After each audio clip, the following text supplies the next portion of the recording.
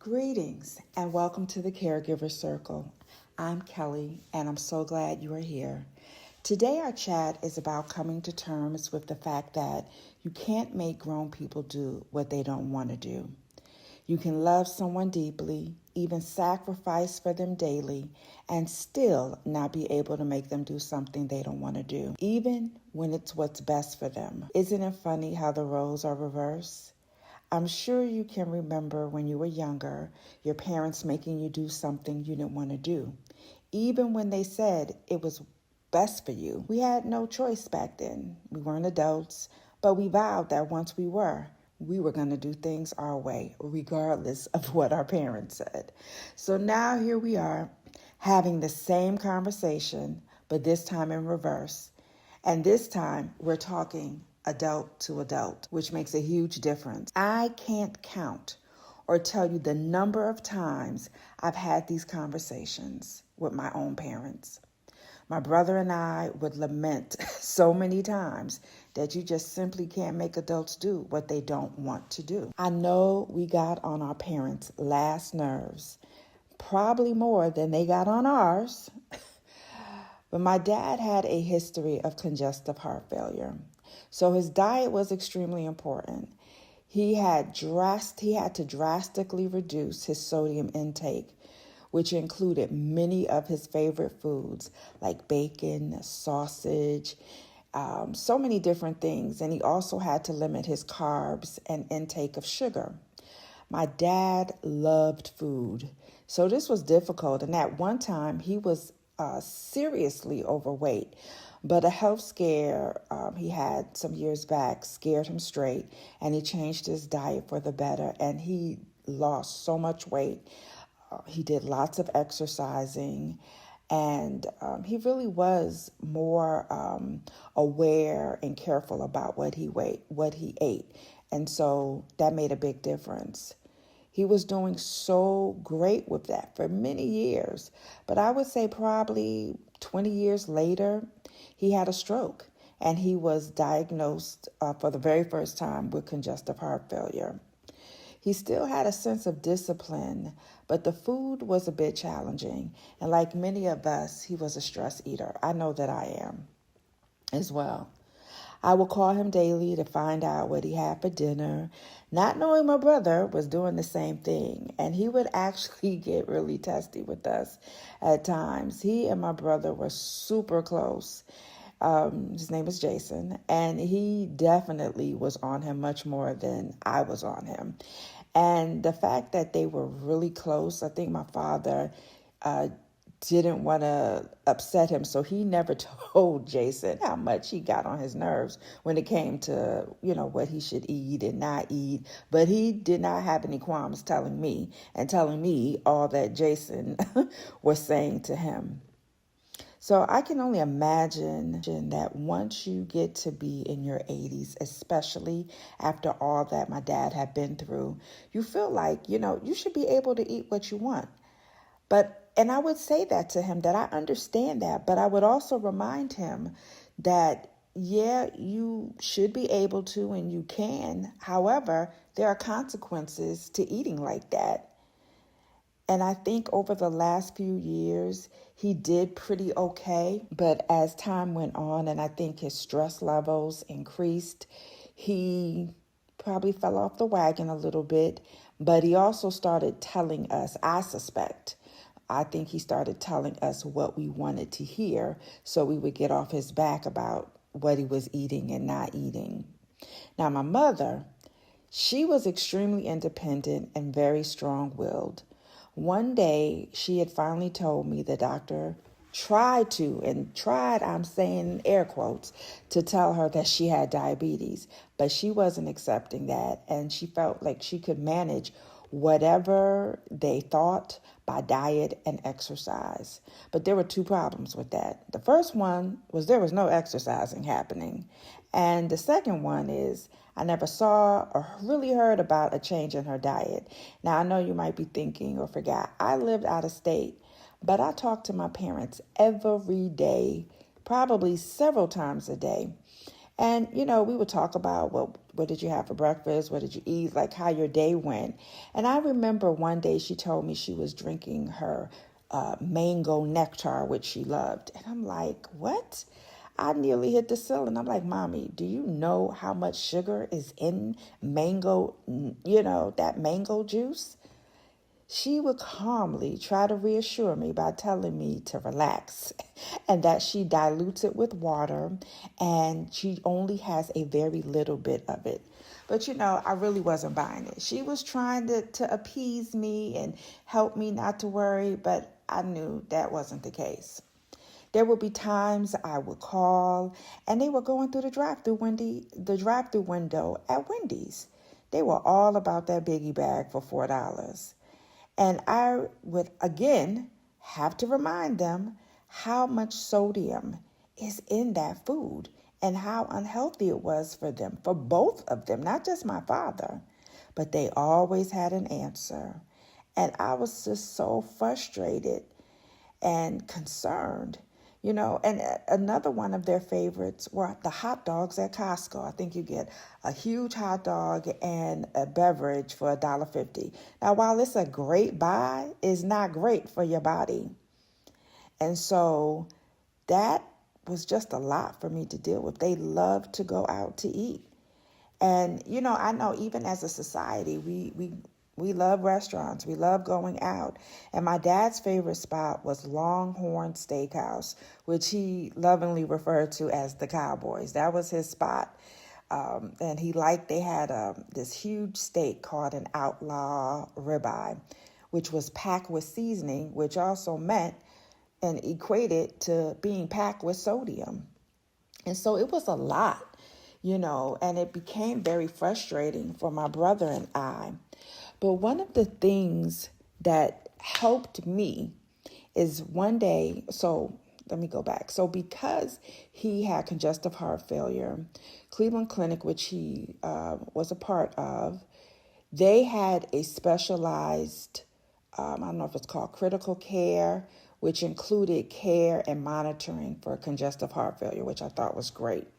And so he would go to these appointments. I think it was like every other month, but I would be on the phone with him when he would go to these appointments.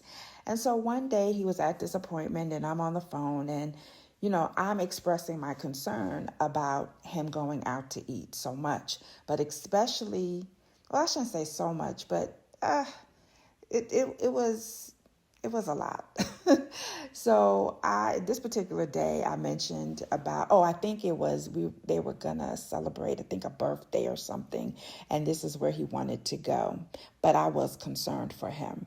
And so one of the things that the nurse practitioner who saw him said, it is unrealistic. Sometimes we do have unrealistic expectations.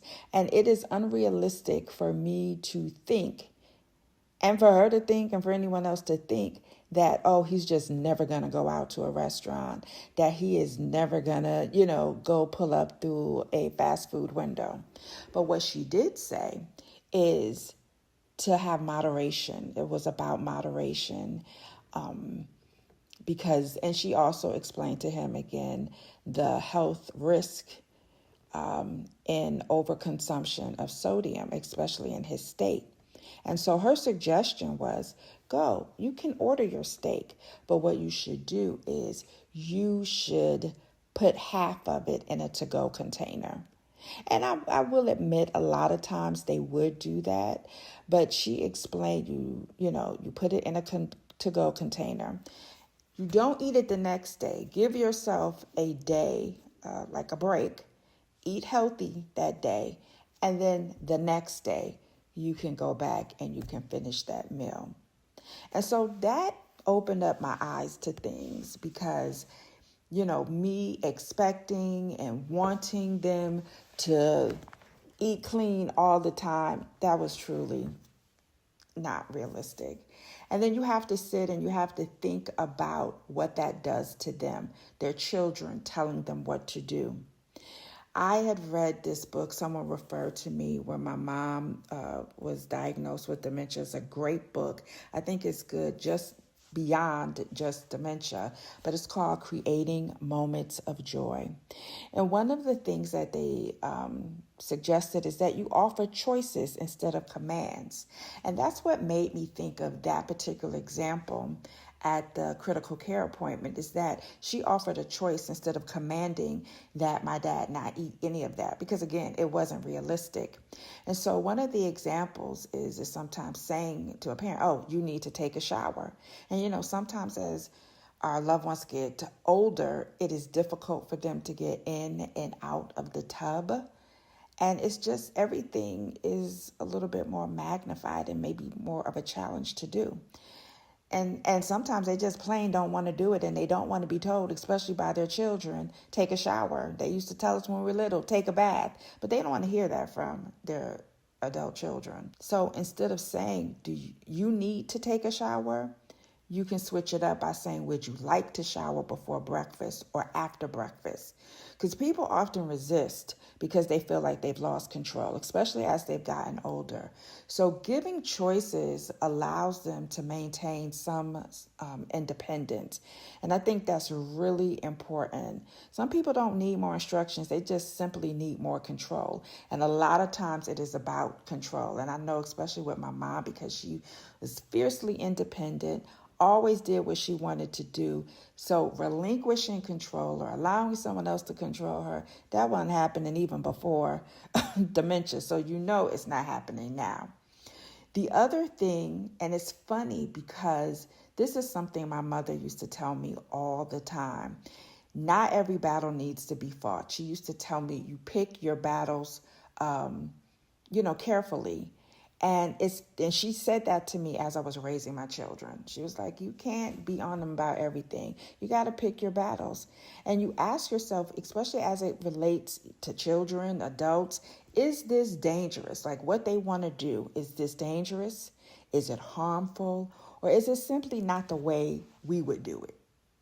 So, for example, refusing medication, that's definitely a safety issue, okay? Wearing mismatched clothes, that's actually a preference. It is not going to hurt them if their clothes are not matching perfectly, or they don't necessarily dress the way they dressed beforehand or when they were younger. Eating dessert before dinner. It's not a safety issue, and it may not be worth the fight. So I think as a caregiver, we have to learn to save our energy for the things that truly matter.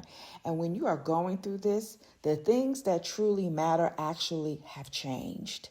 And sometimes we just don't even stop to think about that. We don't want things to change. We want our parents to be the way they were. And so we act and we treat them as if they were the same young parents that we knew all of our lives. We have to stop and think to understand maybe why they respond the way they do.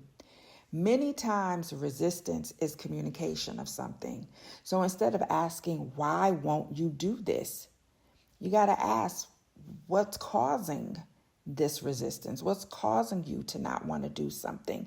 And we need to stop and think that maybe they're afraid. Maybe they're embarrassed. Maybe they're in pain. Maybe they're grieving, and maybe they're grieving if they've already lost a mate. Maybe they're grieving their old self when they were younger and when they were much more independent. Maybe they are confused, and maybe they're just simply trying to maintain their independence. We are so programmed to fix things, to restore things, that we don't always stop to think why we're getting the responses that we're getting. And I've seen this and heard, that the moment from caregivers, the moment I stopped arguing and I really started listening to what my parent was saying, everything changed. And I have to say that I was not always good with that, because in the beginning, when my mom started forgetting things, I was always like, Ma, I just said this to you. I just said this, and I think I was doing that. It's not even I know I was doing that out of fear of what this could be. Her, not remembering, her forgetting. it was a very scary place. And so I wanted her to be well.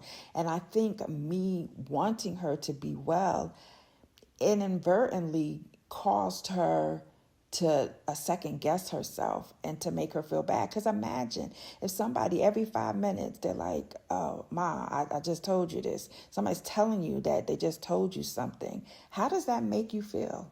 And I had to really stop and place myself in her position.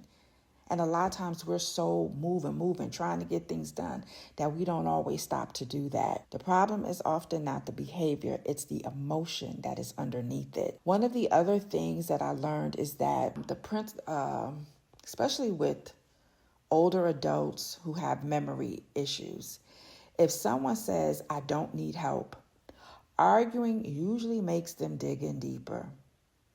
And I know there are plenty of times we had to help our mom do things that we never had to help her do with before. Some things might have even been uncomfortable.